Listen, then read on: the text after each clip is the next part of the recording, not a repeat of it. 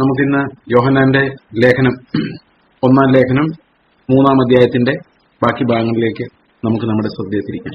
1 യോഹന്നാൻ 3-ാം അധ്യായം 11-ാം വാക്യം മുതൽ നമ്മൾ വായിക്കാൻ പോവുകയാണ്. 10 മുതലുള്ള വാക്യങ്ങൾ വായിക്കാം. ദൈവത്തിന്റെ മക്കൾ ആരെന്നും പിശാചിന്റെ മക്കൾ ആരെന്നും ഇതിനാൽ തെളിയുന്നു. അപ്പോൾ ഇവിടെ നമ്മൾ കാണുന്നത് ദൈവത്തിന്റെ മക്കൾ കൊടുക്കേണ്ട വിറ്റ്നസിനെ കുറിച്ചാണ്. എങ്ങനെയാണ് നമ്മൾ ദൈവമക്കളാണ് എന്ന് നമ്മൾ ലോകത്തോട് പറയാൻ പോകുന്നത്? നമ്മുടെ ഈ ലോകത്തിൽ നിന്ന് മുഴുവൻ വേർതിരിക്കുന്ന ആ ഒരു എക്സ് ഫാക്ടർ, അതായത് വേറെ ആർക്കും ഇല്ലാത്ത ആ ഒരു ഭാഗം എന്താണ്? വേറെ ലോകത്ത് ഒരിടത്തും കാണാൻ കഴിയാത്ത ആ വിശിഷ്ടമായ ദൈവമക്കളെ വേർതിരിക്കുന്ന ആ ഒരു ക്യാരക്ടറിസ്റ്റിക് എന്താണ്? നമ്മൾ ഇന്ന് കാണുന്ന മതത്തിന്റെ പല ഫോംസ് പല സ്ഥലങ്ങളിലും ഉണ്ട്.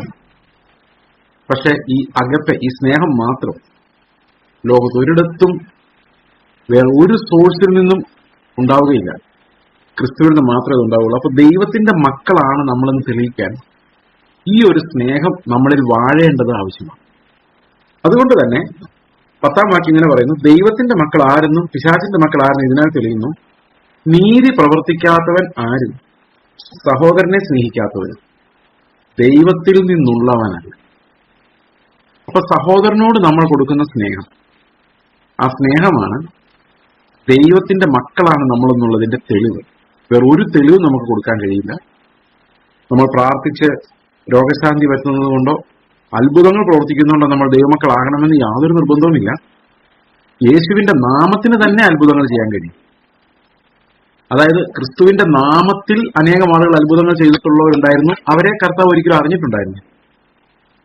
അപ്പോൾ കർത്താവിന് ഒരിക്കലും അറിഞ്ഞിട്ടില്ലാത്തവർക്കും അത്ഭുതങ്ങൾ ചെയ്യാൻ കഴിയും. അത് ദൈവമക്കളാണ് എന്ന് തെളിയിക്കുന്നില്ല. നമ്മളിന്ന് പലപ്പോഴും പുറമേ ഉള്ള അടയാളങ്ങൾ നോക്കിയാണ് ഒരാൾ ദൈവത്തിന്റെ മകനാണോ പിശാചിന്റെ മകനാണോ തീരുമാനിക്കുന്നത്. പലരും എക്സ്റ്റേണൽ ആ പാരഫ്രിനാലിയ, ആ ഗ്ലാമർ, അതിൽ കുരുങ്ങി പോകുന്നതാണ് നമ്മൾ പലപ്പോഴും കാണുന്നത്. എന്നാൽ ഒരാൾ ദൈവത്തിന്റെ മകനാണോ എന്നറിയാൻ നമ്മൾ അവനിൽ നിന്ന് പുറപ്പെടുന്ന സ്നേഹം എന്താണ് എന്ന് ഇതിങ്ങനെ പറയുമ്പം ഒരു പ്രധാന പ്രശ്നം അതിനകത്തുണ്ട്. We are not out to judge another person. നമ്മൾ മറ്റുള്ളവർ നമ്മളെ എങ്ങനെ കാണുന്നു മാത്രമേ നമ്മൾ കൺസേൺഡ് ആകേണ്ടതായിട്ടുള്ളൂ. ഇപ്പം അതായത് വേറൊരാളിന് ദൈവത്തിന്റെ മകനാണോ പിശാചിന്റെ മകനാണോ എന്ന് അന്വേഷിക്കേണ്ട കാര്യം സത്യം പറഞ്ഞ എനിക്കില്ല. എന്നാൽ ഞാൻ എങ്ങനെ കാണപ്പെടുന്നു, എന്റെ വിറ്റ്നസ് എന്താണ്, എന്റെ ലൈഫ് എന്താണ്, എന്റെ അടുത്തേക്ക് വരുന്നയാള് എന്താണ് മനസ്സിലാക്കി കൊണ്ടുപോകുന്നത്, എന്റെ അടുത്തടുത്ത് അപ്രോച്ച് ചെയ്ത് വരുന്നയാള് എന്താണ് മനസ്സിലാക്കുന്നത്. നമ്മുടെ സമീപത്ത് ദൈവം അനേകം ആൾക്കാർ തന്നിട്ടുണ്ട്. നമ്മുടെ അടുത്തേക്ക് അനേകം ആളുകൾ വരും. നമ്മുടെ ചുറ്റും ആളുകൾ, ചിലർ നല്ലവരായിരിക്കും, ചിലർ അത്രയൊന്നും അക്സെപ്റ്റ് ചെയ്യാൻ പറ്റാത്തവരായിരിക്കും. പക്ഷെ കർത്താവിന്റെ അടുത്ത് അനേകം തരം ആൾക്കാർ വന്നിരുന്നു. അവരെല്ലാം ക്രിസ്തു ആരെന്ന് മനസ്സിലാക്കിയാണ് പോയത്.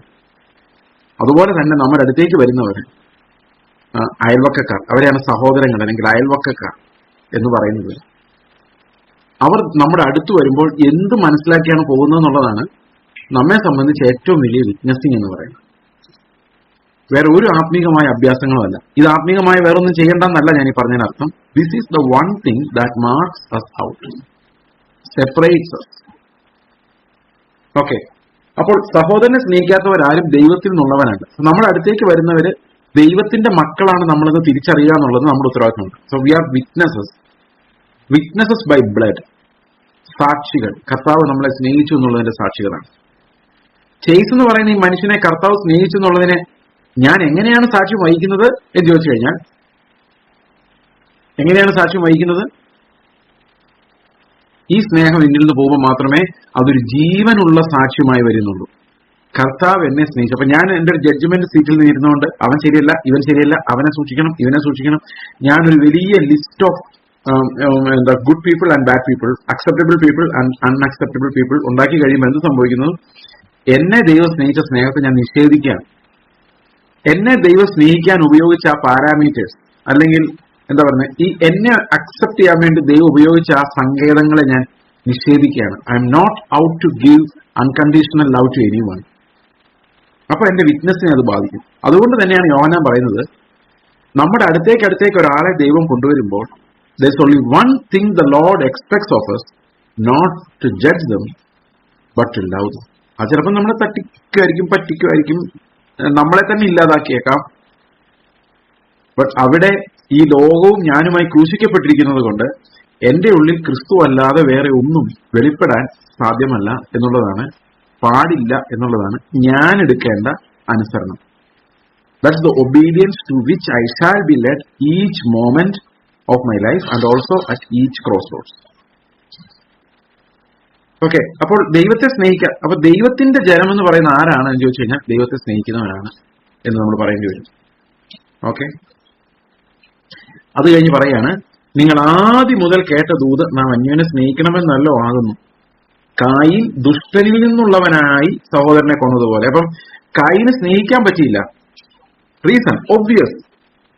ആരാണ് കായീൻ? ഒറ്റ വാക്കിൽ ഉത്തരം പറയാം. എന്താണ്? അവൻ ദുഷ്ടനിൽ നിന്നുള്ളവനാണ്. That's the mean. എന്തുകൊണ്ടാണ് സ്നേഹിക്കാൻ പറ്റാഞ്ഞത്? ഒരാളെ സ്നേഹിക്കാൻ പറ്റുന്ന എങ്ങനെ അറിയാം? ദൈവത്തിൽ നിന്നുള്ളവനാണെങ്കിൽ സ്നേഹിക്കാതിരിക്കില്ല, ദുഷ്ടനിൽ നിന്നുള്ളവന് സ്നേഹിക്കാൻ കഴിയത്തില്ല. അതുകൊണ്ട് നമുക്കൊരു കാര്യം മനസ്സിലാക്കാം, ആ കായീൻ ദുഷ്ടനിൽ നിന്നുള്ളവനും ഹാബേൽ ദൈവത്തിൽ നിന്നുള്ളവനുമായിരുന്നു. അടുത്ത വാക്യം നോക്കിയേ, കായീൻ ദുഷ്ടനിൽ നിന്നുള്ളവനായി. അപ്പൊ നമ്മൾ പലപ്പോഴും ദൈവമക്കളായിരിക്കുമ്പോൾ തന്നെ ദുഷ്ടന്റെ പല പണികളും നമ്മുടെ ഉള്ളിലുണ്ട്. അപ്പൊ ഇത് എപ്പോഴും ഇത് ബ്ലാക്ക് ആൻഡ് വൈറ്റ് ആയിട്ടല്ല, ചില സമയം നമ്മൾ ഗ്രേ ആയിട്ടാണ് കാണുന്നത്. ഗ്രേ ആയിട്ട് എന്ന് പറഞ്ഞാൽ ചിലപ്പം സ്നേഹം, ചിലപ്പം ദേഷ്യം, ചിലപ്പം നമ്മൾ ഒട്ടും കൊള്ളില്ലാത്തവരായിട്ട് കാണും, ചിലപ്പം നമ്മൾ എന്താ പറയുന്നത് അതിനെയൊക്കെ ജയിക്കുന്നവരായിട്ട് കാണും. നമ്മുടെ ലൈഫ് നോക്കി ആകെ ഇപ്പൊ എല്ലാത്തിൻ്റെ അങ്ങനെ ഒരു മിക്സ് ആയിട്ടാണ് നമ്മൾ കാണുന്നത്. ഇതൊരു വലിയ ഫ്ലക്സ് ആണ്.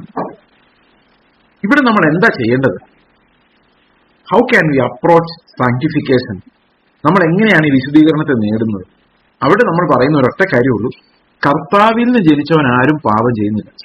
എനിക്കൊരു ജനനമുണ്ട്, ഞാൻ അഭിമാനിക്കുന്ന ഒരു ജനനം, എനിക്ക് എന്നേക്കുമായിട്ട് റിജോയ്സ് ചെയ്യാൻ പറ്റുന്ന ഒരു ജനനം കർത്താവ് എനിക്ക് തന്നിട്ടുണ്ട്. I am born of the spirit. I am born of the spirit. There is a new nature in me. എന്നിലൊരു പുതിയ ഒരു പ്രകൃതമുണ്ട്. ആ പ്രകൃതം പാപം ചെയ്യുന്നില്ല. അതുകൊണ്ട് ഞാൻ എപ്പോഴും വിശ്വാസത്താൽ ജീവിക്കുന്ന ജീവൻ ക്രിസ്തുവിന്റെ ജീവനാണ്. I grab it by faith. I grab it by faith. ഞാൻ അതിനെ ബലമായി പിടിച്ചെടുക്കുന്നു. എന്ന് പറഞ്ഞു കഴിഞ്ഞാൽ അത് എന്റെ ബലമാണ്, എന്റെ ബലമല്ല, അത് എന്റെ ഉള്ളിലുള്ള കർത്താവ് തരുന്ന സ്നേഹത്തിന്റെ നിർബന്ധമാണ് എന്നെ ബലമായി ദൈവത്തിന്റെ രാജ്യം പിടിച്ചെടുക്കുന്നവനാക്കി മാറ്റുന്നത്. It's not the effort of the flesh, it's the new man doing it. കാരണം അവന്റെ ഞരക്കങ്ങളാണ് നമ്മളെ പുതിയ ജീവനിലേക്ക് പ്രവേശിപ്പിക്കുന്നത്. ഇത് ദൈവത്തിന്റെ ആത്മാവ് നിങ്ങളുടെ ഉള്ളിലുണ്ടെങ്കിൽ ഈ ഗ്രാബിങ് അതിന്റെ ഒരു ലക്ഷണമാണ്. ഇതിനെ വേദശാസ്ത്രത്തിൽ പറയുന്ന പെർസിവിയറൻസ് ഓഫ് സെയിൻസ് എന്നാണ്. ഒരു വിശുദ്ധന്റെ കഠിനാധ്വാനം ആണത്. സഹനം, സഹിഷ്ണുത, അതായത് ദൈവത്തെ അനുസരിക്കാൻ വേണ്ടി, വിശുദ്ധീകരണം പ്രാപിക്കാൻ വേണ്ടി ഒരു വിശുദ്ധൻ കാണിക്കുന്ന സഹിഷ്ണുത. അത് ജീവിതാന്ത്യ കാലം വരെയും ദൈവത്തിൽ ജനിച്ചവൻ ഈ ഒരു പരാക്രമം, ഒരു പോരാട്ടം, വിശുദ്ധ ജീവിതത്തിന് വേണ്ടിയുള്ള ഒരു പോരാട്ടം, കർത്താവിനിൽ വെളിപ്പെടുവാനുള്ള ഒരു പോരാട്ടത്തിന്മേലായിരിക്കും. ഇത് ഞാൻ ബലമായി തീരുമാനമെടുത്ത് പോരാടുന്ന, ഞാൻ നാളെ തൊട്ട് പോരാടിയേക്കാം, അങ്ങനെയല്ല. The new creation is doing it. The new creation, അതിന് പഴയതിനെ സഹിക്കാൻ കഴിയത്തില്ല, ആ പഴയ സ്വഭാവത്തെ സഹിക്കാൻ കഴിയത്തില്ല. ആ ക്രിസ്തുവിന് ജനിച്ചവന് പാപത്തെ എൻജോയ് ചെയ്യാൻ പറ്റില്ല. അവൻ എപ്പോഴും ഈ പുതിയതിലേക്ക് നോക്കിക്കൊണ്ടേയിരിക്കും. ഓക്കെ, തന്റെ പ്രവൃത്തി ദോഷവും സഹോദരന്റേത് നീതിയുമുള്ളതായതുകൊണ്ടാണ് കായീൻ ഹാബേലിനെ കൊന്നത് എന്ന് പറഞ്ഞാൽ അവിടെ ഒരു കോമ്പറ്റീഷൻ ഉണ്ടായിരുന്നു. നീതി ചെയ്തിട്ടാണ് ഹാബേൽ മരിക്കുന്നത്. അപ്പൊ നീതിയുടെ പ്രതിഫലം എവിടെയാണ്? നീതിയുടെ പ്രതിഫലം ഇവിടെ അല്ല. നമ്മൾ പലപ്പോഴും വിചാരിക്കുന്ന നീതിയുടെ പ്രതിഫലം ഈ ലോകത്ത് കിട്ടും, അവൻ നല്ലപോലെ ജീവിച്ചിട്ട ബ്രദറെ അവന് പ്രതിഫലം കിട്ടിയത്. ചിലർക്കാർ പറയുന്നുണ്ട്, ചെറുപ്പകാലത്തൊക്കെ അവർ എന്തോരം കർത്താവിന്റെ അധ്വാനിച്ചു തന്നില്ല, ഇപ്പൊ ദൈവം അവന് പ്രതിഫലം കൊടുത്ത് മാനിച്ചു. സഹോദരങ്ങളെ, അങ്ങനെ ഒരു പരിപാടിയില്ല. പ്രതിഫലം നമുക്ക് എപ്പോഴും സ്വർഗത്തിലാണ്, നിശ്ചയതയിലാണ്, കർത്താവിന്റെ അവകാശങ്ങളാണ്. ഇവിടെ യാതൊരു V don't have a lasting city here. അതുകൊണ്ട് ഇവിടുത്തെ പ്രതിഫലത്തെ കുറിച്ച് ആലോചിക്കുക പോലും വേണ്ട. നിങ്ങൾ ആരെങ്കിലും അങ്ങനെ ഒരു കോംപ്ലാസൻസി, അതായത് കിട്ടട്ടെ പോരട്ടെ എന്നുള്ളൊരു അവസ്ഥയിലോട്ട് എത്തിയിട്ടുണ്ടെങ്കിൽ, പ്രിയ സഹോദരങ്ങളെ, അങ്ങനെ ഒരു പരിപാടി, അങ്ങനെ ഒരു പ്രോമിസ് ഇല്ല. അവൻ മരണത്തോളം താഴ്ത്തിയിട്ടാണ് അവൻ സ്വർഗത്തിലേക്കാൾ ഔന്നത്യം നേടിയത്. ഫിലിപ്പിയ ലേഖനം 2-ാം അധ്യായത്തിൽ 5 മുതലുള്ള വാക്യങ്ങൾ വായിക്കുമ്പോൾ അവിടെ കാണുന്ന ക്രിസ്തു അനുസരണത്തിൽ തന്നെത്താൻ താഴ്ത്തി മരണം എന്ന പോയിന്റ് വരെ എത്തിയെന്ന. അപ്പൊ മരണം എന്ന പോയിന്റ് വരെയാണ് നമ്മൾ താഴുന്നത്. ഉയരുന്നത് മുഴുവൻ മരണത്തിന് ശേഷമുള്ള അതിശ്രേഷ്ഠമായ ഒരു പുനരുത്ഥാനത്തിലൂടെയാണ്. അപ്പൊ ഇതിനിടയിൽ കുറെ നാൾ നമ്മൾ താണിരുന്നാൽ പിന്നെ ദൈവം ഉയർത്തുമെന്ന് ആരെങ്കിലും പറഞ്ഞാൽ നിങ്ങളെ നോക്കിപ്പിക്കുന്നത് ഇവിടെ ഈ ഭൂമിയിലുള്ള പ്രതിഫലത്തിലേക്കാണ്. That's obviously a false gospel. ശരിയായ സുവിശേഷം എപ്പോഴും ക്രൂശിലെ മരണത്തോളം നമ്മെ അനുസരണമുള്ളവരാക്കി മാറ്റുകയും പാപത്തിനെ എതിർക്കാൻ വേണ്ടി പ്രാണത്യാഗത്തോളം എതിർത്ത് നിൽക്കുകയും ചെയ്യുന്ന ക്രിസ്തുവിനെ നോക്കുമാറാക്കുന്ന വിശ്വാസമാണ്.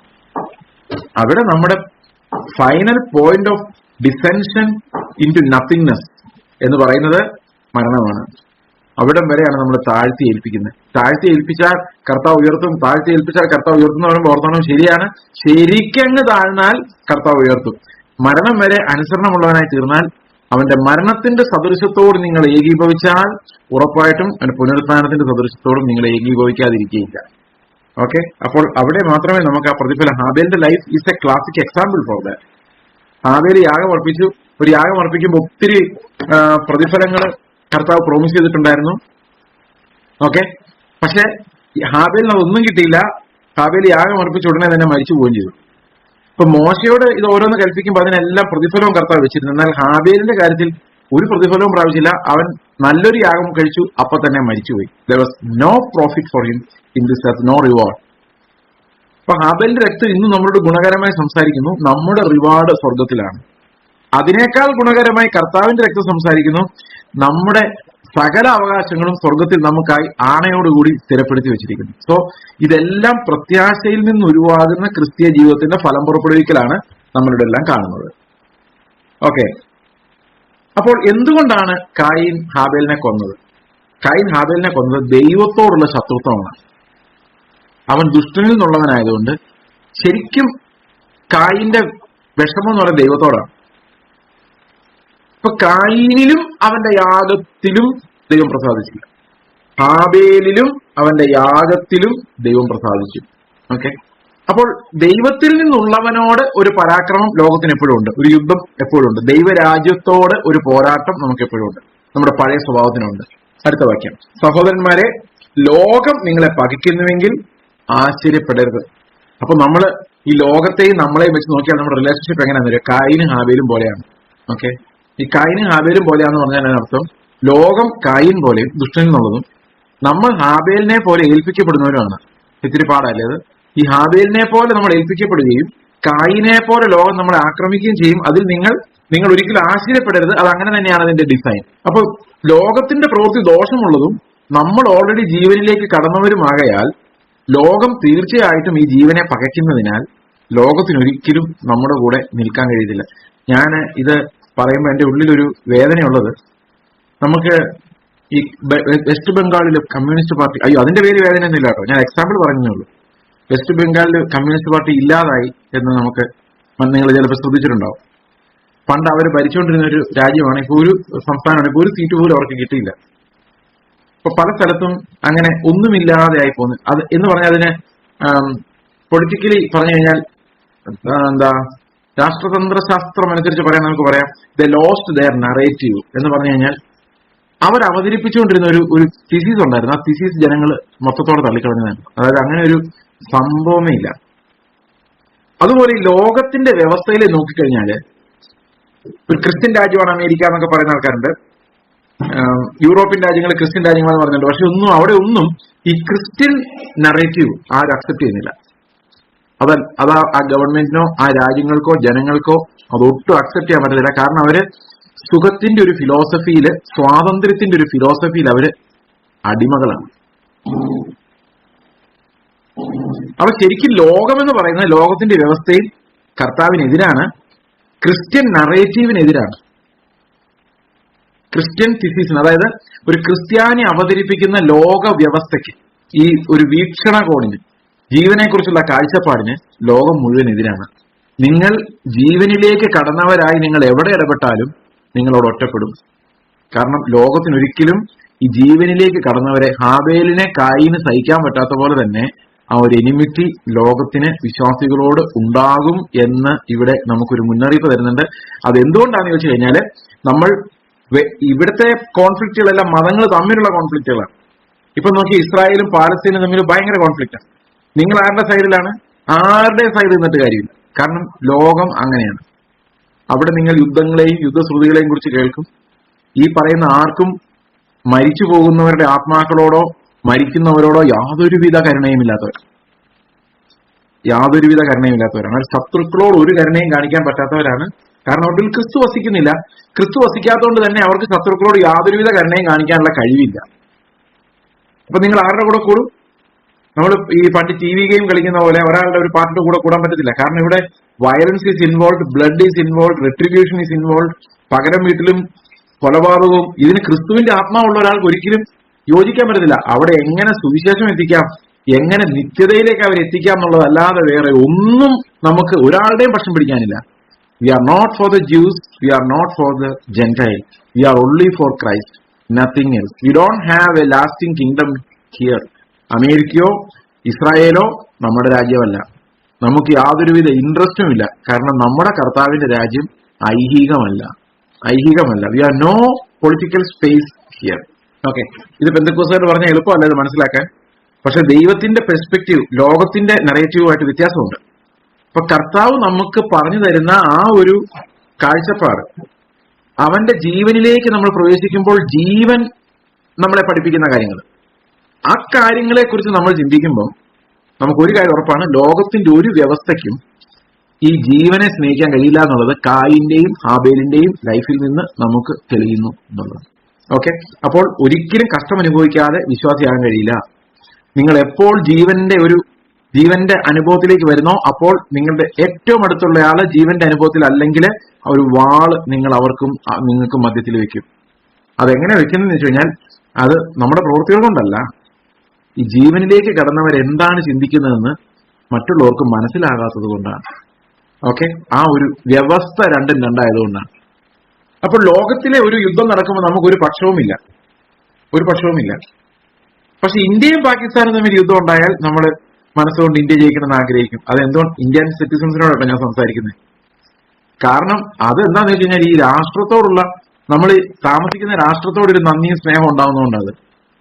that has nothing to do with theology. വേദശാസ്ത്രപരമായിട്ടോ ദൈവത്തിന്റെ നിയമങ്ങൾ അനുസരിച്ചോ നമുക്ക് ഒരു രാജ്യവുമായിട്ടും പക്ഷം പിടിക്കാൻ സാധിക്കില്ല. മരിച്ചു പോകുന്നവരോട് സിമ്പതി തോന്നാനും അവർ കർത്താവില്ലാതെ മരിക്കുന്നെങ്കിൽ അവരെ സുവിശേഷം എങ്ങനെ കേൾപ്പിക്കാമെന്ന് ചിന്തിക്കാനും മാത്രമേ കഴിയുള്ളൂ. ഓക്കെ, സഹോദരന്മാരെ, ലോകം നിങ്ങളെ പകയ്ക്കുന്നു എങ്കിൽ ആശ്ചര്യപ്പെടരുത്. ലോകം നിങ്ങളെ സ്നേഹിക്കുന്നെങ്കിലാണ് ആശ്ചര്യപ്പെടേണ്ടത്. ലോകം നിങ്ങളെ സ്നേഹിക്കുന്നെങ്കിൽ നിങ്ങൾക്കൊന്ന് ഞെട്ടാം. ഇതെങ്ങനെ സംഭവിച്ചു? ഇവർക്ക് എങ്ങനെ നമ്മളെ സ്നേഹിക്കാൻ പറ്റുന്നു? ഇത് വേറെ സാധനമാണല്ലോ എന്ന് വേണമെങ്കിൽ നമുക്കൊന്ന് ഞെട്ടാം. പക്ഷെ ലോകം നിങ്ങളെ പകയ്ക്കുന്നുവെങ്കിൽ നിങ്ങൾ ഒരിക്കലും ഞെട്ടാൻ പാടില്ല. അത് ഈ ഒരു ഭാഗം യോഹന്നാന്റെ 15-ാം അധ്യായത്തിൽ പറയുന്നുണ്ട്. 15-ാം അധ്യായത്തിൽ നമ്മൾ കഴിഞ്ഞ ദിവസം 15-ാം അധ്യായം വായിച്ചാണ് സ്നേഹത്തെക്കുറിച്ച്. 12-ാം അധ്യായത്തിൽ സ്നേഹത്തെക്കുറിച്ച് പറയുമ്പോൾ യോഹന്നാൻ അതിനെ സപ്ലിമെന്റ് ചെയ്യുന്നത് എപ്പോഴും ലോകത്തിന്റെ പോരാട്ടത്തെക്കുറിച്ചാണ്. അതായത് എവിടെയെല്ലാം യോഹന്നാൻ സ്നേഹം എന്നതിനെ കുറിച്ച് എംഫസൈസ് ഒരു കൽപ്പനയായിട്ട് അവതരിപ്പിക്കുന്നു. നമ്മളിപ്പോ 3-ാം അധ്യായത്തിന്റെ തുടക്കത്തിൽ അതൊരു കൽപ്പനയായിട്ട്, ഒഴിച്ചുകൂടാനാകാത്ത, ദൈവം കർശനമായി ന്യായം വിധിക്കുന്ന ഒരു കൽപ്പനയായിട്ട് അവതരിപ്പിച്ച് അതിന് പുറകെ പറയാൻ ലോകത്തിന് മനസ്സിലാവില്ല. ലോകം ഇത് അംഗീകരിക്കില്ല. അതുപോലെ തന്നെ യോഹന്നാന്റെ സുവിശേഷം 15-ാം അധ്യായത്തിൽ നമ്മൾ വായിക്കുമ്പോൾ, ഞാൻ എടുക്കട്ടെ, 15-ാം അധ്യായം 17-ാം വാക്യം, നിങ്ങൾ തമ്മിൽ സ്നേഹിക്കേണ്ടതിന് ഇത് ഞാൻ നിങ്ങളോട് പറഞ്ഞിരിക്കുന്നു. ആ 12-ാം വാക്യത്തോട്ട് തുടങ്ങുന്നതാണ്. നമ്മൾ ഇന്നലെ 12 വായിച്ചായിരുന്നു. ഞാൻ നിങ്ങളെ സ്നേഹിച്ചിരിക്കുന്ന പോലെ നിങ്ങളും തമ്മിൽ സ്നേഹിക്കണമെന്നാകുന്നു എന്റെ കൽപ്പന. സ്നേഹിതന്മാർക്ക് വേണ്ടി ജീവനെ കൊടുക്കുന്നതിൽ അധികം സ്നേഹം ആർക്കുമില്ല. 17-ാം വാക്യം വരുമ്പോഴേക്കും പറയുകയാണ്, നിങ്ങൾ തമ്മിൽ സ്നേഹിക്കേണ്ടതിന് ഞാനിത് നിങ്ങളോട് പറഞ്ഞിരിക്കുന്നു. അടുത്ത വാക്യം, ലോകം നിങ്ങളെ പകയ്ക്കുന്നുവെങ്കിൽ. അപ്പൊ ലോകത്തിന്റെ പകയും ദൈവത്തിന്റെ സ്നേഹവും, ഈ ദൈവസ്നേഹം അഗപ്പെ, ദൈവീക സ്നേഹത്തിന്റെ വിതരണവും ലോകത്തിന്റെ പകയും ഒരേ സമയത്ത് സംഭവിക്കുന്ന കാര്യമാണ്. എക്സാമ്പിൾ, ഹാബേൽ ആൻഡ് കയീൻ. ദൈവത്തിന്റെ സ്നേഹത്തിലേക്ക് നമ്മൾ എപ്പോ കടന്നു വരുന്നോ അപ്പൊ ലോകത്തിന്റെ വാൾ നമുക്കെതിരെ തിരിയും. നമ്മൾ വാൾ എടുക്കുകയില്ല, പക്ഷെ വാൾ അവിടെ വരും. നമ്മൾ എടുക്കുന്ന വാളല്ല, മറ്റുള്ളവർ നമുക്കെതിരെ എടുക്കുന്ന വാളാണത്. ഓക്കെ, അതുകൊണ്ടാണ് കർത്താവ് വാളെടുക്കാൻ വന്നതെന്ന് പറയുന്നത്. വാള് കൊണ്ടുവരാൻ. അത് നമ്മളല്ല അത് കൊണ്ടുവരുന്നത്. ഈ ലോകം കർത്താവിന്റെ വ്യവസ്ഥയ്ക്കെതിരായതുകൊണ്ട് അവരെടുക്കുന്ന വാളാണ്. നമ്മളവരുടെ വ്യവസ്ഥയെ ഡയറക്റ്റ് ആയിട്ട് നോക്കിയാൽ ഹർട്ട് ചെയ്യുന്നില്ല, ഒരു നിയമവും ലംഘിക്കുന്നില്ല. ഓക്കെ, പക്ഷെ ഈ ജീവനിലേക്ക് പ്രവേശിച്ചവരെ സ്നേഹിക്കാൻ ലോകത്തിനൊരിക്കലും സാധിക്കില്ല. അവിടെ സ്നേഹത്തിന്റെ കമാൻഡ്മെന്റ് പറഞ്ഞ ഉടനെ പറയാണ്, സൂക്ഷിച്ചോ, ലോകത്തെ സൂക്ഷിച്ചോ. യോഹന്നാന്റെ ലേഖനത്തിൽ പറയുന്ന വേറൊരു തീമാണ്, നിങ്ങൾ ദൈവത്തെ സ്നേഹിച്ചു കഴിഞ്ഞാൽ എന്ത് സംഭവിക്കണം? ലോകത്തെ സ്നേഹിക്കാൻ പറ്റത്തില്ല. So inevitably there has to be a sport. അവിടെ ഒരു വാൾ ഉണ്ടായേ പറ്റൂ, ഒരു കോൺഫ്ലിക്റ്റ്, ഒരു ക്രോസ്. ലോകത്തിന് ഞാൻ ലോകത്തിന് ക്രൂശിക്കപ്പെട്ടേ പറ്റൂ. അതായത് ഈ അഗപ്പെ എപ്പോഴും ക്രൂശിലാണ് വെളിപ്പെടുന്നത്. We are on the cross with respect to the world and we love one another because we are in Christ. ക്രിസ്തുവിലായതുകൊണ്ട് നമ്മൾ പരസ്പരം സ്നേഹിക്കുന്നു, ലോകവുമായി നാം ക്രൂശിക്കപ്പെട്ടിരിക്കുന്നു. ഓക്കെ, 14-ാം വാക്യം, നാം മരണം വിട്ട് ജീവനിൽ കടന്നിരിക്കുന്നുവെന്ന് സഹോദരന്മാരെ സ്നേഹിക്കുന്നതിനാൽ നമുക്കറിയാം. അപ്പൊ ഇത് ലോകത്തിൽ എത്ര പേര് സ്നേഹിക്കുന്നവരുണ്ട്, പക്ഷെ ഈ സഹോദരന്മാരെ സ്നേഹിക്കുന്ന ദൈവീക സ്നേഹം എന്ന് പറയുന്നത് അത് ഒരാളിൽ വരുമ്പോൾ മാത്രമാണ് നമ്മൾ ജീവനിലേക്ക് കടന്നു എന്ന് പറയാൻ പറ്റുന്നത്. അപ്പൊ സ്നേഹം എന്ന കൽപ്പന എത്ര പ്രധാനമാണെന്ന് ആലോചിച്ചേക്ക്. ഇത് നിങ്ങളിൽ, അപ്പൊ നമ്മുടെ വിശുദ്ധീകരണത്തിന്റെ ഏറ്റവും പ്രധാനപ്പെട്ട ലക്ഷ്യം എന്ന് പറയുന്നത് ഈ സ്നേഹം നമ്മളിൽ ദൈവത്തിന്റെ വെളിച്ചമായി, നേരത്തെ നമ്മൾ വെളിച്ചം എന്നുള്ളത് കണ്ടു, അതുപോലെ ഇത് ജീവനിൽ കടന്നതിന്റെ അടയാളമാണ്. അപ്പൊ യേശുക്രിസ്തുവിന്റെ ജീവൻ നമ്മളിൽ എങ്ങനെ, ജീവജല നദികൾ എന്ന് പറയുന്നത് ശരിക്കും എന്താണ്? ആത്മാവ് നമ്മളിലൂടെ പുറത്തേക്ക് വിടുന്ന ജീവജല നദികൾ എന്ന് പറഞ്ഞാൽ അനേകരെ ജീവിപ്പിക്കുന്ന. എന്തിനാ ജീവജല നദികൾ വെളിയിലോട്ട് പോകുന്നത്? That gives life to many, that gives life to many, അനേകരെ ജീവിപ്പിക്കാൻ വേണ്ടിയാണ്. അപ്പൊ നമുക്ക് പത്യോപദേശത്തിൽ വിശ്വസിക്കുന്നവർക്ക്, അപ്പോസ്തലിക ഉപദേശം പഠിക്കുന്നവർക്ക് ഒരു കാര്യത്തിൽ ബാധ്യതയുണ്ട്. They are witnesses, they witness by love. അവർ സ്നേഹത്തിൽ സാക്ഷ്യം പറയുന്നവരാണ്, നമ്മളെ പഠിപ്പിക്കുന്നു. നാം മരണം വിട്ട് ജീവനിൽ കടന്നിരിക്കുന്നുവെന്ന് സഹോദരന്മാരെ സ്നേഹിക്കുന്നവരെ നമുക്കറിയാം. സ്നേഹിക്കാത്തവൻ മരണത്തിൽ വസിക്കുന്നു, സഹോദരനെ പകയ്ക്കുന്നവൻ എല്ലാം കൊലപാതകനാകുന്നു. യാതൊരു കൊലപാതകനും നിത്യജീവൻ ഉള്ളിൽ വസിച്ചിരിപ്പില്ല എന്ന് നിങ്ങൾ അറിയുന്നു. പ്രിയ സഹോദരങ്ങൾ, ഇത് കേൾക്കുമ്പോൾ നിങ്ങളുടെ ഉള്ളിൽ ഒരു ഭയം ഉണ്ടാകണമെന്ന് ഞാൻ ആഗ്രഹിക്കുന്നു, ഒരു സ്വയശോധന ഉണ്ടാകണമെന്ന് ഞാൻ ആഗ്രഹിക്കുന്നു. കാരണം സഹോദരനെ നിങ്ങൾ പകയ്ക്കുന്നുണ്ടെങ്കിൽ നിങ്ങളിൽ ദൈവത്തിന്റെ സ്നേഹം വസിക്കുന്നില്ല, ഉറപ്പാണ്. അത്ര പകയുണ്ടെങ്കിൽ നിങ്ങളെ കൊലപാതകരുടെ ലിസ്റ്റിലാണ് നിങ്ങൾ ഉൾപ്പെടുത്തപ്പെട്ടിരിക്കുന്നത്. ഓക്കെ, അങ്ങനെയുള്ള യാതൊരുത്തൻ അവന്റെ ഉള്ളിൽ നിത്യജീവൻ ഉള്ളിൽ വസിച്ചിരിപ്പില്ല എന്ന് നിങ്ങൾ പറയുന്നത്. അപ്പൊ ഇവിടുത്തെ ഒരു പ്രധാനപ്പെട്ട കാര്യം എന്താണ് ഇത്രയും ഹാർഷായിട്ട് ഇതിനെക്കുറിച്ച് പറയാനുണ്ടായ കാരണം എന്ന് വെച്ച് കഴിഞ്ഞാല്, നമുക്ക് ദൈവത്തിന്റെ സ്നേഹം കിട്ടിയത് നമ്മൾ യാതൊന്നും ചെയ്യാതെ ഒരർഹതയും ഇല്ലാത്ത സമയത്താണ്. ആ സ്നേഹമാണ് നമുക്ക് കിട്ടിയതെങ്കിൽ അത് അർഹതയില്ലാത്ത സ്ഥലത്തേക്ക് തന്നെയാണ് എപ്പോഴും പോയിക്കൊണ്ടിരിക്കുന്നത്. ആ സ്നേഹം എന്ന് പറയുന്നത് ഒരിക്കലും വേറൊരാളുടെ ദോഷം അക്കൗണ്ടിൽ പോലും എടുക്കാത്ത സ്നേഹമാണ്. കണക്കൂട്ടുന്നില്ല. പലരെന്ന് പറയാം, അവൻ ശരിയല്ലാടോ, എന്റെ അക്കൗണ്ടിലോട്ട് അത് വരുന്നില്ല, അക്കൗണ്ട് ചെയ്യുന്നില്ല. 1 കൊരിന്ത്യർ ലേഖനം 13-ാം അധ്യായത്തിൽ പറയുന്നത് എങ്ങനെയാണ്? സ്നേഹത്തെക്കുറിച്ച് പറയുന്ന ദീർഘമായി ക്ഷമിക്കുന്നു. അപ്പൊ ദൈവിക സ്നേഹം അഗപ്പയുടെ പ്രത്യേകത എന്ന് പറഞ്ഞാൽ അത് ദീർഘമായി ക്ഷമിക്കുന്നു. അപ്പൊ ദീർഘമായി ക്ഷമിക്കുക എന്ന് പറഞ്ഞാൽ എന്താ അർത്ഥം? ബ്രദറെ, ഞാനൊരു തെറ്റ് ചെയ്തു പോയി, എന്നോട് ക്ഷമിക്കണേ. ക്ഷമിച്ചിട്ടുണ്ട് കേട്ടോ, ക്ഷമിച്ചിരിക്കുന്നു, ഇനി ആവർത്തിക്കരുത് കേട്ടോ. ഇതല്ല ദീർഘക്ഷമ. ദീർഘക്ഷമ എന്ന് പറഞ്ഞാൽ ഞാനൊരു 5-8 വർഷത്തേക്ക് ഇതങ്ങ് ക്ഷമിച്ചിട്ടിരിക്കുക എന്ന് പറഞ്ഞാൽ 5-8 വർഷത്തേക്കല്ല, നമ്മൾ മരിക്കുന്നവരെ ഈ ക്ഷമ എന്ന് പറയുന്നത് ഞാൻ അങ്ങ് ഓണാക്കിയിട്ടിരിക്കുക എന്ന് പറഞ്ഞാൽ അവൻ അതിനിടയ്ക്ക് വന്ന് എന്നെ തല്ലാം, വഴക്കുണ്ടാക്കാം, എന്ത് ബഹളവും വെക്കാം. ഈ ക്ഷമ എന്ന് പറഞ്ഞാൽ അവൻ ക്ഷമ പറഞ്ഞതിന് മുമ്പാ അത് ഓൾറെഡി ഓട്ടോമാറ്റിക്കലി ക്ഷമിച്ചിട്ടിരിക്കുക. ആരുടെ സ്വഭാവം ഇത്? ആരുടെ സ്വഭാവം? ഇതാ കർത്താവിന്റെ സ്വഭാവം. ദീർഘക്ഷമ എന്ന് പറഞ്ഞാൽ ചേസിനെ നോക്കിയിട്ട് കർത്താവ് തീരുമാനിക്കുകയാണ്, ഇവനോട് ഞാൻ ദീർഘമായി ക്ഷമിച്ചിരിക്കുന്നു. Long term forgiveness. അപ്പൊ എന്നോട് പറയാണ്, ഈ സ്നേഹം, യഥാർത്ഥ സ്നേഹം എന്ന് പറയുന്നത് അതൊരു ലോങ് ടേം ഫോർഗീവ്നെസ് ആണ്. ഇപ്പോഴത്തേക്ക് ക്ഷമിച്ചിരിക്കുന്ന പറയുന്നില്ല, അത് ദീർഘമല്ല, അത് കുറച്ച് ഷോർട്ട്. ഈ ഷോർട്ട് ക്ഷമ എന്ന് പറഞ്ഞാൽ എന്താന്ന് പോലും ബൈബിളിൽ ഒരു വാക്ക് പോലും ഇല്ല. ഇപ്പോഴത്തേക്ക് ഞാൻ ക്ഷമിച്ചിരിക്കുന്നു, ഇനി ഇത് ആവർത്തിക്കരുത്. ഇത് ഫ്ലഷിൽ നിന്ന് വരുന്നത്. കർത്താവ് ഇങ്ങനെയല്ല നമ്മളോട് ക്ഷമിച്ചത്. Long rope. നമുക്ക് വിശ്വസിക്കാൻ പറ്റത്തില്ല. ഇതെങ്ങനെ കർത്താവ് ഇങ്ങനെ സാധിക്കുന്നു? എന്നെ പോലെ ഒരാളെ എങ്ങനെ ഇത്ര ദീർഘമായിട്ട് കർത്താവ് ക്ഷമിക്കുന്നു? എനിക്ക് ചിന്തിക്കാൻ പോലും കഴിയത്തില്ല. I cannot even think about it. Okay, അപ്പോൾ എനിക്ക് ചിന്തിക്കാൻ പോലും പറ്റാത്ത ആ സ്നേഹമാണ് ശരിക്കും ഈ ദീർഘമായി ക്ഷമിക്കുന്നു. അതുപോലെ തന്നെ ദയ കാണിക്കുകയും ചെയ്യുന്നു. ഞാൻ വളരെ ഭയങ്കര അന്യഭാഷയൊക്കെ പറയുന്ന ഒരാളുടെ കൂടെ ബൈക്കിൽ ഇരുന്ന് പോയായിരുന്നു വർഷങ്ങൾക്ക് മുമ്പ്. അദ്ദേഹം സുവിശേഷ വേലയ്ക്ക് വേണ്ടി ഇങ്ങനെ ഇറങ്ങി വന്നയാളാണ്. ഞാൻ അദ്ദേഹമായിട്ട് ബൈക്കിൽ പോകുമ്പോൾ കാല് വയ്യാത്ത ഒരാൾ എതിരെ വരുന്നു, ഭിക്ഷാടകന്. അപ്പൊ ഞാൻ പറഞ്ഞു, ഒന്ന് വണ്ടി നിർത്തി, ഞാൻ എന്തെങ്കിലും ഒന്ന് കൊടുത്തിട്ട് പോകാം. പുള്ളി കണ്ടിട്ട് സിമ്പതി തോന്നുന്നു.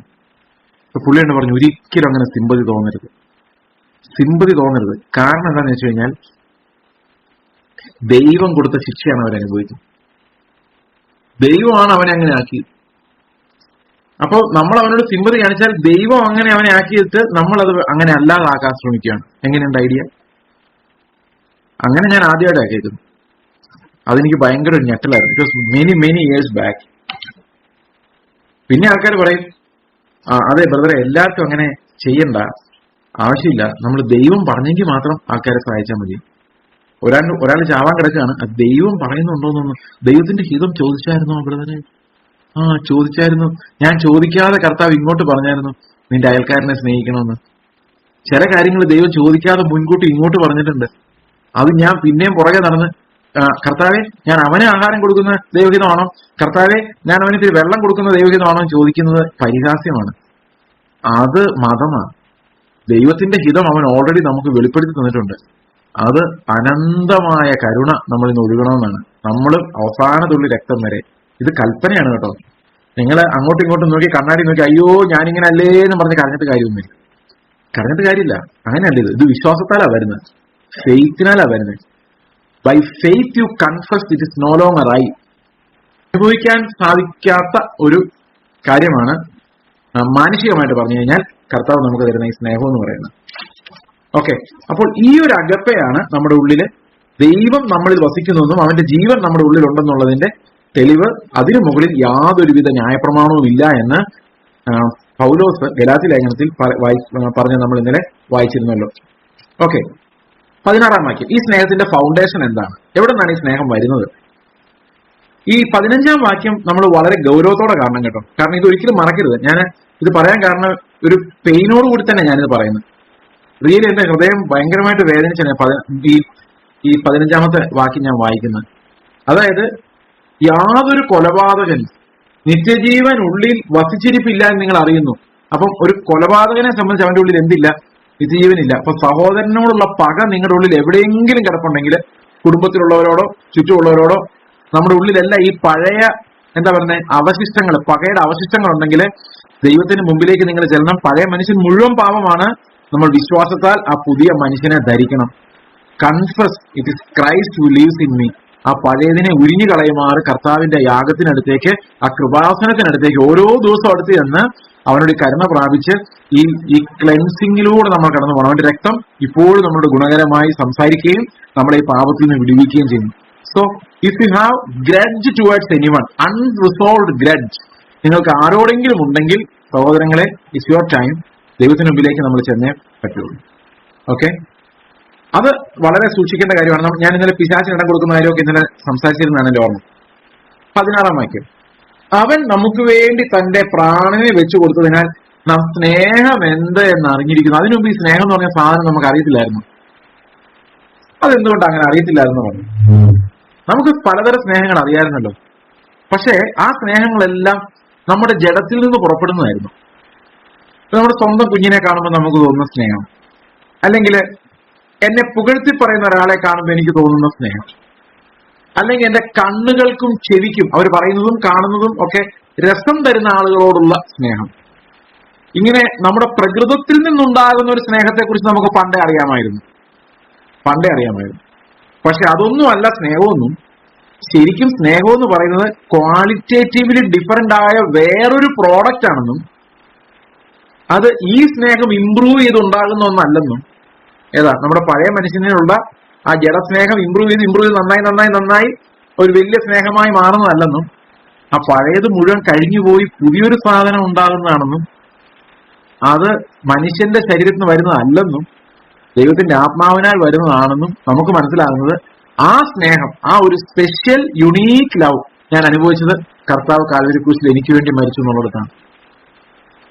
സഹോദരങ്ങളെ, ഞാൻ ഈ സ്നേഹത്തിലേക്കൊക്കെ വന്നിട്ടുണ്ടോ എന്ന് ഇപ്പോഴും അറിയത്തില്ലെങ്കിലും അത് എനിക്ക് വലിയൊരു കൺഫ്യൂഷൻ, ഞാൻ എവിടെയാണ് നിൽക്കുന്നത് എന്നുള്ള കാര്യത്തില് ഈ ഒരു സ്നേഹത്തിന്റെ തലത്തിൽ വേറാമായി എന്നുള്ളത് എന്റെ സംബന്ധിച്ച് വലിയൊരു ചോദ്യമാണ്. ആ ഒരു ആങ്സൈറ്റി കുറെ നാളുകളായിട്ട് എന്റെ മേലിൽ ഉണ്ടായിരുന്നു ഞാൻ നിങ്ങളോട് പറഞ്ഞു.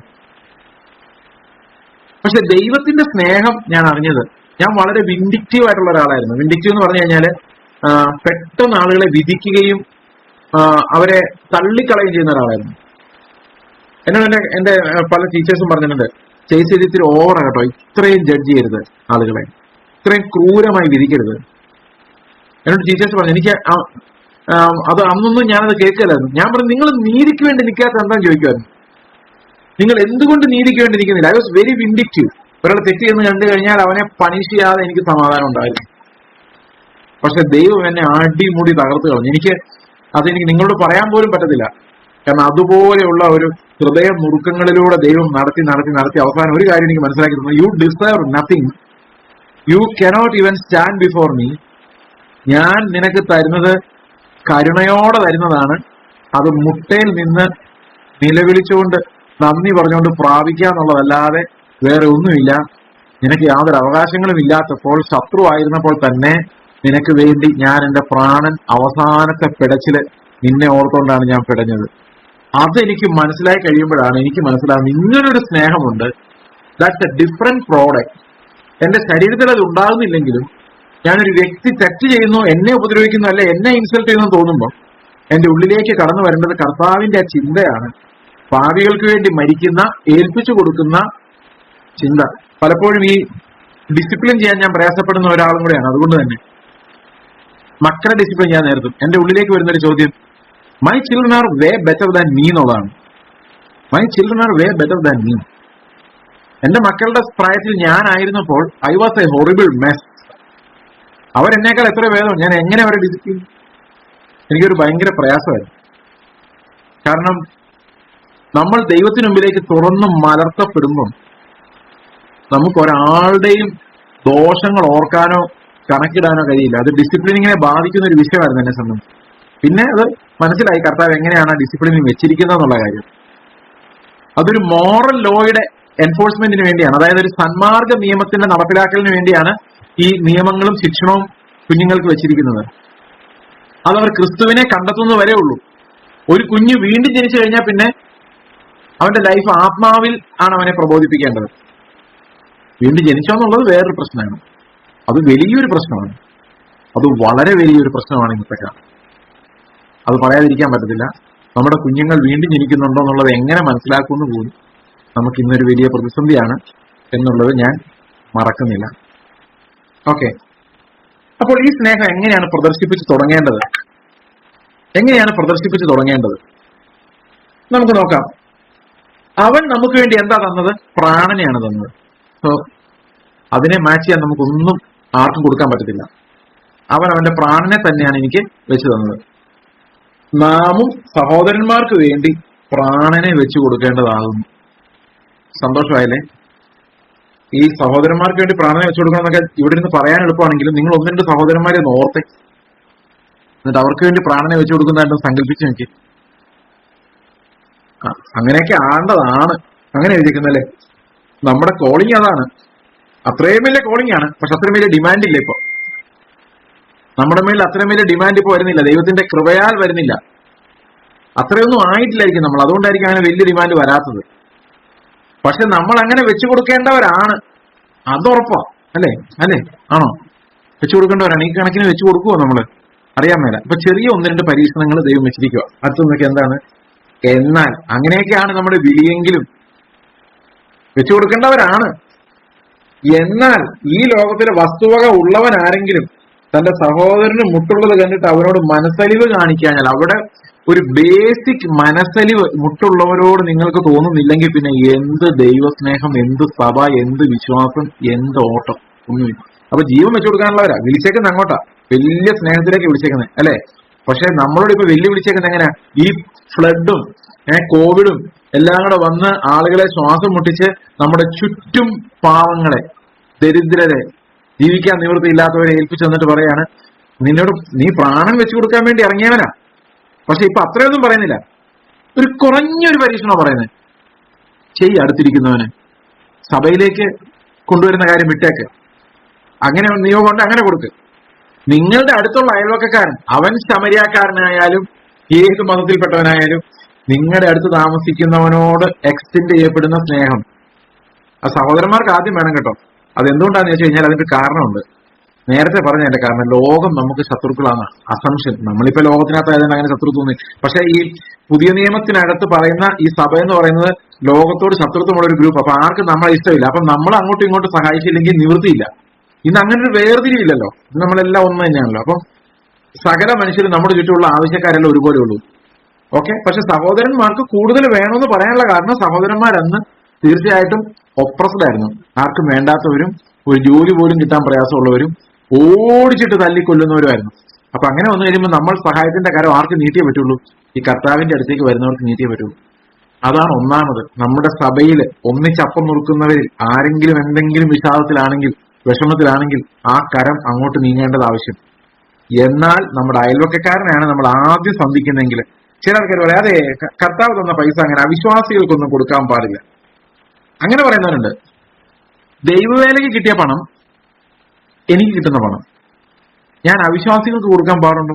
തീർച്ചയായിട്ടും. അവർക്കില്ലെങ്കിൽ കൊടുത്തിരിക്കണം.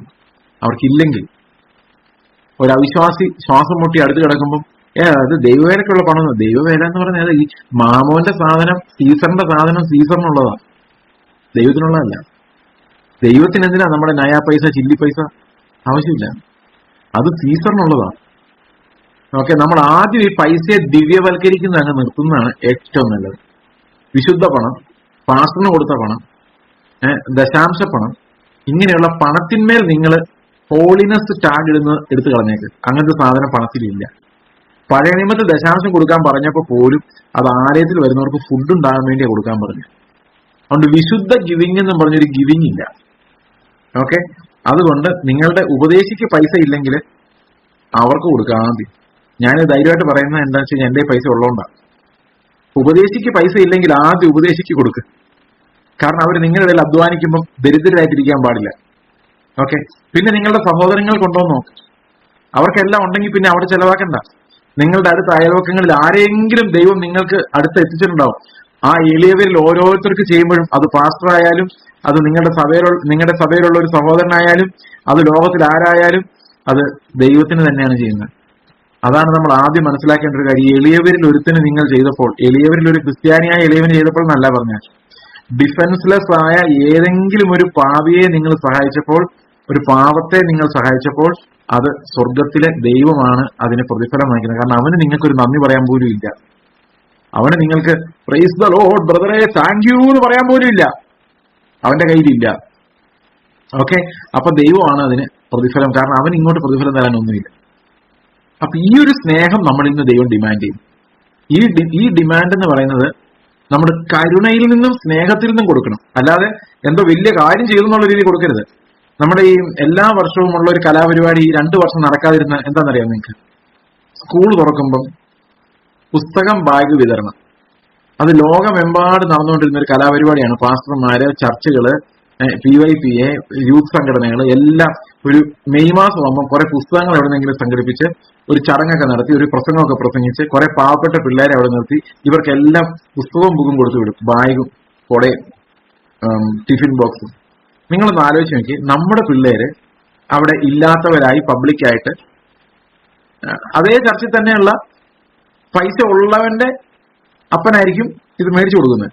അപ്പൊ പൈസ ഇല്ലാത്ത ആള് ക്യൂ നിൽക്കുന്നു, അവനെ വിളിച്ചിട്ട് മുമ്പോട്ട് വരുന്നു, ഈ കുട്ടിയുടെ പേര് വിളിക്കുന്നു, അവൻ ഫ്രണ്ടിലോട്ട് വരുന്നു, ഇത് ഈ ഔദാര്യ ദാനം പരസ്യമായി എല്ലാവരുടെ മുമ്പിൽ വെച്ച് സ്വീകരിക്കുന്നു. അവന്റെ അപ്പനെയും അവന്റെ അമ്മയും അത് നോക്കി നിൽക്കുന്നു. ഇതൊരു അപമാനമാണ്. ശരിക്കും സ്നേഹം ഉണ്ടെങ്കിൽ എന്താ ചെയ്യേണ്ടത്? നമ്മുടെ മക്കൾക്ക് കൊടുക്കുന്ന പോലെ അവർക്ക് പ്രൈവറ്റ് ആയിട്ട്, പേഴ്സണൽ ആയിട്ട് കൊടുക്കണം. അപ്പൊ പിന്നെ എല്ലാവരും കാണുമെന്ന് ചോദിച്ചാൽ കാണൂല. പക്ഷെ നമ്മൾ എന്ത് പ്രവൃത്തി ചെയ്താലോ സ്നേഹത്താൽ അല്ലെങ്കിൽ ദൈവത്തിന് അതിൽ യാതൊരു ഇടപാടുമില്ല. കാരണം ദൈവം നോക്കുന്ന ഒരേ ഒരു കാര്യം അതിനകത്ത് സ്നേഹം ഉണ്ടോന്നാ, ബാഗിന്റെ വില പോലും അല്ല, ഓൺലി അബൌട്ട് ലവ്. കൊടുക്കാനില്ലെങ്കിൽ പോലും ആ കുഞ്ഞിനോട് നിങ്ങൾക്ക് യഥാർത്ഥത്തിൽ എന്തും കൊടുക്കാനുള്ള സ്നേഹം നിങ്ങളുടെ ഉള്ളിൽ തോന്നുന്നുണ്ടെങ്കിൽ okay, your righteousness is counted. അതല്ല നിങ്ങൾ കിഡ്നി ഊരി കൊടുത്താലും ദാറ്റ്സ് നോട്ട് കൗണ്ടഡ്. അപ്പൊ ലവിന്റെ എക്സ്പ്രഷൻ ആയിട്ട് നമ്മൾ കൊടുക്കണം. ഒരു ആത്മീക പ്രവൃത്തി ചെയ്യുന്ന പോലെ ക്രിസ്ത്യാനി അല്ലേ ബ്രദറെ കൊടുക്കുക, അങ്ങനെ കൊടുത്തിട്ടും ഒരു കാര്യമില്ല. It shall not come from your religious obligation, but it shall definitely come from the love, divine love. അത് നമ്മുടെ മതപരമായ ഒരു നിബന്ധനയുടെ പേരിലോ ഒരു നിർബന്ധത്തിന്റെ പേരിലോ അല്ല, അത് കർത്താവിന്റെ ആത്മാവ് നമ്മളിൽ ഉള്ളത് കൊണ്ട് ആ ആത്മാവ് നമുക്ക് തരുന്ന സ്നേഹത്തിന്റെ വിശുദ്ധീകരണത്തിൽ നിന്ന് ചെയ്യുന്ന പ്രവൃത്തികൾ മാത്രമേ സ്വർഗരാജ്യത്തിൽ വിലയുള്ളതായുള്ളൂ. അത് നാം അല്ല, നമ്മിൽ വസിക്കുന്ന ക്രിസ്തുവിനാൽ മാത്രം നടക്കുന്ന പ്രവൃത്തികളാണ്. ഇത് മനസ്സിലായി കാണുമെന്ന് ഞാൻ വിചാരിക്കുന്നു. കാരണം ഞാൻ ഈ മനസ്സിലായി കാണുമെന്ന് വിചാരിക്കുമ്പോൾ നിങ്ങൾ ചിന്തിക്കരുത്, ഓ ഇയാൾ പറയുന്ന വലിയ വലിയ കാര്യമൊന്നുമില്ല, നമുക്ക് മനസ്സിലാക്കി സിമ്പിൾ കാര്യമല്ലേ ഉള്ളൂ എന്ന് നിങ്ങൾ ചിന്തിച്ചിട്ടും കാര്യമില്ല. കാരണം എനിക്ക് പലപ്പോഴും ഇത് മനസ്സിലാകത്തില്ല, അതാണ് എന്നത്തെ പ്രശ്നം. ഞാൻ പറഞ്ഞു വന്നു കഴിഞ്ഞ് വീണ്ടും ഇതൊന്നും കൂടെ ഞാൻ ചിലപ്പോൾ ഇരുന്ന് കേൾക്കാറുണ്ട്. കാരണം ഞാൻ എന്താ പറഞ്ഞതെന്ന് എനിക്ക് ഓർക്കാൻ വേണ്ടി. അടുത്തത്, മുട്ടുള്ളത് കണ്ടിട്ട് അവനോട് മനസ്സലിവ് കാണിക്കാഞ്ഞാൽ ദൈവത്തിന്റെ സ്നേഹം അവനിൽ എങ്ങനെ വസിക്കും? കുഞ്ഞുങ്ങളെ നാം വാക്കിനാലും നാവിനാലുമല്ല. ഇപ്പൊ ഞാൻ കണ്ടോ, വാക്കിനാലും നാവിനാലും എന്താ പറഞ്ഞുകൊണ്ടിരിക്കുന്നത്? സ്നേഹം സ്നേഹം എത്ര ദിവസമായി തുടങ്ങിയിട്ടല്ലേ? പക്ഷെ കർത്താവ് പറയാൻ ഇങ്ങനെ വായടിച്ചിട്ട് യാതൊരുവിധ കാര്യവുമില്ല. പിന്നെ എന്ത് ചെയ്യണം? പ്രവൃത്തിയിലും സത്യത്തിലും തന്നെ സ്നേഹിക്കുക. നമ്മുടെ പ്രവൃത്തിയിലത് കാണണം. അതിലും പ്രധാനമാണെന്ന് ഞാൻ വിശ്വസിക്കുന്നു നമ്മുടെ ഹൃദയത്തിന്റെ സത്യത്തിനകത്ത് ആ സ്നേഹം ഉണ്ടാവുക എന്നുള്ളത്. അപ്പൊ ദൈവം നമ്മുടെ ഹൃദയങ്ങളിലേക്ക് നോക്കുമ്പോൾ അവിടെ കയ്പ് വ്യാപരിക്കരുത്. നമ്മൾ ചെയ്യുന്നൊന്നും പെർഫെക്റ്റ് ആയിരിക്കില്ല, കയ്പ് വ്യാപരിക്കരുത്. അത് നമ്മൾ വളരെ സൂക്ഷിക്കണം. കാരണം അത് ശിക്ഷാവിധിക്ക് കാരണമാകുന്ന കാര്യമാണ്. അതുകൊണ്ട് തന്നെ വിശുദ്ധീകരണത്തിൽ ഏറ്റവും പ്രധാനപ്പെട്ട കാര്യം, നമ്മൾ പ്രാഥമികമായി അകപ്പെ ഒന്നും നമ്മുടെ ഉള്ളിൽ വന്നില്ലെങ്കിൽ പോലും first thing that we do, കർത്താവെ എന്നോട് ക്ഷമിച്ചതിനായിട്ട് സ്തോത്രം, എന്റെ ചുറ്റുമുള്ളവരെല്ലാം എന്നേക്കാൾ ഭേദമായതിനാൽ സ്തോത്രം, നീ എന്നോട് കാണിച്ച കരുണ അവരോടും കാണിക്കാൻ മാത്രം വിശ്വസ്തനായതിനാൽ സ്തോത്രം, എന്റെ ഉള്ളിൽ നിന്ന് കുറ്റം എണ്ണി എടുക്കുന്ന ഈ സ്വഭാവത്തിൽ നിന്ന് എന്നെ നീ രക്ഷിക്കണം. കാരണം പഴയ ജഡമാണ് ന്യായവിധി നടത്തുന്നത്. പുതിയ മനുഷ്യന് പാപം ചെയ്യാൻ കഴിയില്ല, കയ്പ് വെച്ചുകൊണ്ടിരിക്കാൻ പറ്റത്തില്ല, വെറുപ്പ് വെച്ചുകൊണ്ടിരിക്കാൻ സാധിക്കില്ല. ലോകത്ത് ഒരു മനുഷ്യനും നിങ്ങൾ അറിഞ്ഞുകൊണ്ട് നിങ്ങളെ ഓർത്ത് വിഷമിച്ചുള്ളവരായിട്ട് ഉണ്ടാകരുത്, ഇടർച്ചയുള്ളവരായി ഉണ്ടാകരുത്. ഓക്കെ, നമ്മൾ ഈ കാര്യത്തിൽ വളരെ നിർബന്ധം വെക്കണമെന്ന് ഞാൻ ആഗ്രഹിക്കുന്നു. ഒരു കുടുംബത്തിനകത്താകട്ടെ, വെളിയിലാകട്ടെ, എവിടെയായാലും ഞാൻ നിമിത്തം വേദനിക്കുന്ന ഒരാൾ ഉണ്ടെങ്കിൽ ഞാൻ അവിടെ മാപ്പ് പറഞ്ഞോ എന്ത് കാല് പിടിച്ചിട്ടായാലും ആ ആളുടെ ഉള്ളിൽ സമാധാനം വരുത്താനുള്ള കടമ നമുക്കുണ്ട്. അല്ലെങ്കിൽ നമ്മൾ ദൈവമക്കളായി കാണപ്പെടുകയില്ല. ഓക്കെ, 19-ാം വാക്യം എത്ര പവർഫുൾ ആയിട്ടല്ലേ യോഹന്നാൻ പറയുന്നത്. നമ്മളെ ഹെൽപ്ലെസ് ആക്കുന്ന രീതിയിലാണ് ഈ യോഹന്നാൻ ഇത് വെച്ചിരിക്കുന്നത്, സ്നേഹത്തെ കൊണ്ട് വെച്ചിരിക്കുന്നത്. നമ്മുടെ വിശ്വാസത്തെ തന്നെ ചോദ്യം ചെയ്യുന്ന രീതിയിലാണ് വെച്ചിരിക്കുന്നത്. നിങ്ങൾക്ക് ഇതിന്റെ എന്തുമാത്രം ടെൻഷൻ നിങ്ങൾ അനുഭവിക്കുന്നുണ്ടെന്ന് എനിക്കറിയത്തില്ല. ഞാൻ അനുഭവിച്ചത് എന്താണെന്ന് എനിക്ക് പറഞ്ഞു മനസ്സിലാക്കാനും കഴിയും. സോ ഇത് നമ്മുടെ മേലെല്ലാം വലിയൊരു ടെൻഷൻ, പക്ഷെ അതേസമയത്ത് വലിയൊരു ആശ്വാസവും. നമ്മൾ ആശ്വാസത്തിലേക്ക് വരികയാണ്. പതുക്കെ ദൈവം തരുന്ന ഒരു ആശ്വാസം നമുക്കുണ്ട്. ഈ ആശ്വാസത്തിലേക്ക് നമുക്ക് പതുക്കെ വരാം. ഓക്കെ, 19-ാം വാക്യം, നാം സത്യത്തിന്റെ പക്ഷത്ത് നിൽക്കുന്നവരെന്ന് ഇതിനാൽ അറിയും. അപ്പം ട്രൂത്ത് എന്ന് പറയുന്നതിന് ഒരു നിർവചനം ഇവിടെ ലഭിക്കുകയാണ്. ട്രൂത്ത്, നമ്മൾ സത്യത്തിന്റെ ആളാന്ന് എങ്ങനെ അറിയും? അത് സ്നേഹത്താലാണ് അറിയുന്നത്. കാരണം നമ്മുടെ സ്പിരിച്വാലിറ്റി ശരിയാണെങ്കിൽ അത് സ്നേഹമായിട്ട് വെളിയിൽ വരും. നമ്മുടെ ഡോക്ട്രിൻസ് കറക്റ്റ് ആണെങ്കിൽ അത് ദൈവ സ്നേഹമായിട്ട് വെളിയിൽ വരും. നമ്മൾ സത്യത്തിൽ നിൽക്കുന്ന ആൾക്കാരാണ് എങ്ങനെ അറിയുന്നത്?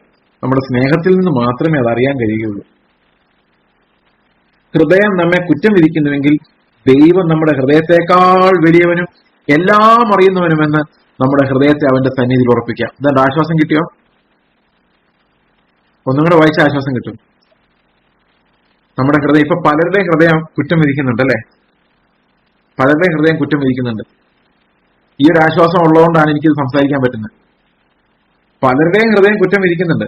ഹൃദയം നമ്മെ കുറ്റം വിധിക്കുന്നുവെങ്കിൽ ദൈവം നമ്മുടെ ഹൃദയമല്ലേ കുറ്റം വിധിക്കുന്നത്? അതിനേക്കാൾ വലിയവനായൊരു ദൈവം നമുക്കുണ്ട്. ആശ്വാസമായില്ലേ? എന്ന് നമ്മുടെ ഹൃദയത്തെ അവന്റെ സന്നിധിയിൽ ഉറപ്പിക്കാം. ഓക്കെ, അപ്പോൾ കുറ്റം വിധിക്കുന്നുണ്ടെങ്കിൽ പോലും അതിനേക്കാൾ വലിയവനായിട്ട് ദൈവം ഉണ്ടെന്ന് നമുക്ക് ഉറപ്പിക്കാം. ഓക്കെ, പ്രിയമുള്ളവരെ, ഹൃദയം നമ്മെ കുറ്റം വിധിക്കുന്നില്ല എങ്കിൽ നമുക്ക് ദൈവത്തോട് പ്രാഗൽഭ്യമുണ്ട്. വിധിച്ചാലും വിധിച്ചില്ലേലും ചിലപ്പോൾ നിങ്ങൾ വിചാരിക്കുമായിരിക്കും, ഓ കർത്താവെ, ഒരു വിധത്തിൽ ഞാൻ സ്നേഹിക്കുന്നുണ്ട്, എന്റെ ഉള്ളിൽ ആ സ്നേഹം കാണുന്നുണ്ട്, അപ്പൊ ഹൃദയം കുറ്റം വിധിക്കുന്നില്ല. ഓക്കെ, പെർഫെക്റ്റ് ആയിട്ടില്ല, ഹൃദയം കുറ്റം വിധിക്കുന്നില്ല. എനിക്ക് ആ അവസ്ഥയിലോട്ട് എത്താൻ പറ്റുമായിരിക്കും എന്ന് വിചാരിക്കുന്നു.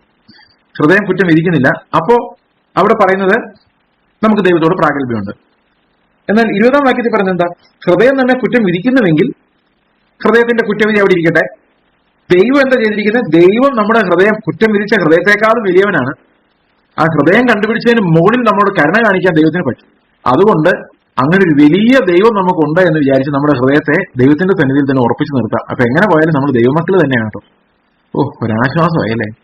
ഹൃദയം കുറ്റം വിധിച്ചാലും ഇപ്പൊ ഹൃദയം കുറ്റം വിധിച്ചിട്ട് നിങ്ങൾ പാപം ചെയ്തിട്ടും സഹോദരനെ സ്നേഹിക്കാഞ്ഞിട്ടും ഒന്നും നിങ്ങളുടെ ഉള്ളിൽ ഇല്ലാഞ്ഞിട്ടും നിങ്ങൾക്ക് കുറ്റം വിധിക്കുന്നില്ല എങ്കിൽ നിങ്ങൾ പ്രശ്നത്തിലാണ്. നിങ്ങളുടെ ഹൃദയത്തിൽ സഹോദരനോട് പകയുണ്ടായിട്ട് പക ന്യായമാണ്, അവനോട് 2 വർത്താനം പറഞ്ഞേ പറ്റുള്ളൂ, അവൻ ഇത് അർഹിക്കുന്നു എന്ന് നിങ്ങളുടെ ഹൃദയത്തിൽ ന്യായീകരണം വന്നു കഴിഞ്ഞാൽ നിങ്ങളുടെ എല്ലാ സ്പിരിച്വൽ സ്റ്റാൻഡിങ്ങിനെ നിങ്ങൾക്ക് വേണമെങ്കിൽ സംശയിക്കാം. മനസ്സിലാവുന്നുണ്ടോ? 3 തലങ്ങൾ എന്തൊക്കെയാണ്? ഒന്ന്, നമ്മൾ സഹോദരനോടുള്ള പക വെച്ചുകൊണ്ട് അവനെ ഞാൻ എതിർത്തതിനും അവനെതിരെ തർക്കുത്തരം പറഞ്ഞതിനും അവനെ മോശമായിട്ട് കണ്ടതിനും ഞാൻ സ്വയം ന്യായീകരണം കണ്ടെത്തുന്നു. അത് പൈശാചികമാണ്. 2, അവനോടുള്ള എന്റെ പെരുമാറ്റത്തിൽ ഹൃദയം എന്നെ കുറ്റം വിധിക്കുന്നു. കുറ്റം വിധിക്കുമ്പോൾ അതിനർത്ഥം എന്റെ ആത്മാവ് എന്റെ ഉള്ളിലുണ്ട്. I M convicted. ഞാൻ കർത്താവിനെ, അതിനൊക്കെ മുകളിലുള്ളവനായ കർത്താവിൽ എന്റെ ഹൃദയത്തെ ഉറപ്പിച്ചു നിർത്തിയിട്ട് പറഞ്ഞു, കർത്താവ് നീയാണല്ല. I come before you as a helpless being. എന്റെ ഹൃദയം എന്നെ കുറ്റം വിധിക്കുന്നതിനേക്കാളും മുകളിൽ നീ ഉള്ളതിനായിട്ട് സ്തോത്രം. ഇവിടെയാണ് ഞാൻ നിൽക്കുന്നത്. ഇനി എന്നേക്കാൾ മുമ്പിൽ ഓടിയ ചില ആളുകൾ ഉണ്ടാകാം, അവരതിന് താഴെയുള്ളവരാണ്. അവര് ദൈവസ്നേഹത്തിൽ അവരുടെ ഹൃദയം അവരെ കുറ്റം വിധിക്കാത്ത അവസ്ഥയിൽ അവർ സ്നേഹത്തിലായി. അങ്ങനെയൊക്കെ വരുമായിരിക്കാം. യോഹന്നാൻ അങ്ങനെ ആയി കാണുമായിരിക്കാം, എനിക്കതൊന്നും അറിയില്ല. അപ്പൊ ദൈവത്തോട് ദൈവത്തിന്റെ കരുണ കൂടാതെ, ദൈവത്തിന്റെ കരുണയിൽ തന്നെയാണ് എങ്കിലും നമുക്ക് നമ്മുടെ ജീവിതത്തിൽ നിന്നൊരു പ്രാഗൽഭ്യം കൂടെ ഉണ്ട്. ഓക്കെ, 22-ാമത്തെ വാക്യം വായിക്കാം. അവന് പ്രസാദമുള്ളത് ചെയ്യുന്നത് കൊണ്ട്, 22, അവന്റെ കൽപ്പനകളെ നാം പ്രമാണിച്ച് അവന് പ്രസാദമുള്ളത് ചെയ്യുന്നത് കൊണ്ട് എന്ത് യാചിച്ചാലും അവങ്കിൽ നിന്ന് ലഭിക്കും. എന്നാ നമുക്ക് അരക്കൈ നോക്കിയേക്കാം. അവിടെ 2 വലിയ ചുറ്റിപ്പിടയുന്ന 2 കാര്യങ്ങളുണ്ട്. ഒന്ന്, ഈ കൽപ്പന എന്താന്ന് അടുത്ത വാക്യത്തിൽ വായിക്കുന്നുണ്ട്. അതുകൂടെ വായിക്കണേ. 23, അവന്റെ കൽപ്പന എന്താണെന്നറിയോ? അവന്റെ പുത്രനായ യേശുക്രിസ്തുവിന്റെ നാമത്തിൽ നാം വിശ്വസിക്കുകയും അവൻ നമുക്ക് കൽപ്പന തന്നതുപോലെ, അതെങ്ങനെ തന്നത്? ഞാൻ നിങ്ങളെ സ്നേഹിച്ച പോലെ അങ്ങനെ മറ്റൊരുത്തിനെ സ്നേഹിക്കുകയും വേണം. അത്രയായിട്ട് പറയാം. ഇനി എന്ത് വേണേലും കർത്താവിനോട് ചോദിച്ചാലും കർത്താവ് തരൂ. എന്നാ നമുക്ക് ലോകത്തിലൊരു മഹത്വം ചോദിച്ചാലോ? ഇല്ല. കാരണം എന്താ? അത് ചോദിച്ചാൽ നിങ്ങൾക്ക് എന്തില്ല? സ്നേഹം ഇല്ലാന്ന് തെളിഞ്ഞു. കൽപ്പന അനുസരിക്കുന്നില്ല. എന്തും തരാന്ന് പറഞ്ഞാൽ എന്തും ചോദിച്ചാലോ? സ്നേഹം ഉള്ളിൽ വസിക്കുവാണെങ്കിൽ എന്തും ചോദിക്കാം. അപ്പൊ എന്തേ നമ്മൾ ചോദിക്കുള്ളൂ? ഈ സ്നേഹം ഉള്ളിൽ വസിക്കുകയാണെങ്കിൽ എന്താ ചോദിക്കുള്ളൂ? ലോകത്തിന്റെ മഹത്വം ചോദിക്കില്ല. അങ്ങനെ നേരത്തെ പറഞ്ഞിട്ടുണ്ടായിരുന്നു. നേരത്തെ യോഹന്നാൻ അതിനകത്ത് എക്സ്ക്യൂസ് എടുപ്പിച്ചിട്ടുണ്ട്. അതായത് ലോകത്തെ നിങ്ങൾ സ്നേഹിക്കുന്നുണ്ടെങ്കിൽ നിങ്ങൾ ദൈവസ്നേഹം വസിക്കുന്നേ ഇല്ല. അപ്പൊ പിന്നെ ചോദിക്കേണ്ട കാര്യമേ ഇല്ല. അപ്പൊ എന്ത് ചോദിച്ചാലും കിട്ടും. ആര് ചോദിക്കണം? ഈ ദൈവത്തിന്റെ സ്നേഹം ഉള്ളിൽ നിറഞ്ഞു വരുന്നവർ എന്ത് ചോദിച്ചാലും അവൻ എന്തായിരിക്കും ചോദിക്കുന്നത്? എന്ത് ചോദിച്ചാലും അവനെ കിട്ടും. ആത്മാവിന് എത്രയധികം ചോദിച്ചാലും കിട്ടും. ആര് ചോദിച്ചാലാ കിട്ടുന്നത്? ഈ ദൈവസ്നേഹം ഉള്ളിൽ വസിക്കുന്നവരെ എന്ത് ചോദിച്ചാലും കിട്ടും. സ്തോത്രം അല്ലെ? എത്ര വളരെ മനോഹരമല്ലേ ഇത്? ഓരോ വാക്യം വായിക്കും തോറും so much of excitement is there in me. അപ്പൊ എന്റെ പൊസിഷൻ എനിക്ക് കണ്ടുപിടിക്കാൻ പറ്റുന്നുള്ളതാണ്. ഹൃദയം കുറ്റം വിധിക്കുന്നുണ്ട് പല സ്ഥലത്തും, പക്ഷെ അവിടെ കർത്താവ് അതിനേക്കാൾ വലിയവനായതുകൊണ്ട് ഞാൻ രക്ഷപ്പെട്ട് നിൽക്കുകയാണ്. അതാണ് എന്റെ പൊസിഷൻ. നിങ്ങളുടെ എല്ലാവരുടെയും പൊസിഷൻ ഏകദേശം അതായിരിക്കും. ചില ആൾക്കാരതല്ലാത്തവരും ഉണ്ടായിരിക്കാം. ഓക്കെ, അവന്റെ കൽപ്പനയോ അവന്റെ പുത്രനായ യേശുക്രിസ്തുവിന്റെ നാമത്തിൽ നാം വിശ്വസിക്കുകയും അവൻ നമുക്ക് കൽപ്പന തന്നതുപോലെ അന്യോന്യം സ്നേഹിക്കുകയും വേണം എന്നുള്ളത് തന്നെ. അവന്റെ കൽപ്പനകളെ പ്രമാണിക്കുന്നവൻ അവൻ ഇവനിലും വസിക്കുന്നു, അവൻ നമ്മിൽ വസിക്കുന്നുവെന്ന് അവൻ നമുക്ക് തന്ന ആത്മാവിനാൽ നാം അറിയുന്നു. നമ്മളത് അടുത്ത ദിവസം കാണാം. ഈ ഇൽ എന്നുള്ള കാര്യം കുറച്ച് കൂടുതലുള്ളത് കൊണ്ട് ആ വാക്യം നമ്മൾ കുറച്ചുകൂടെ വിശദമായി അപഗ്രഥിക്കേണ്ടതായിട്ടുണ്ട്. നമുക്ക് പ്രാർത്ഥിച്ച് ഇന്നത്തെ സെഷൻ അവസാനിപ്പിക്കാം.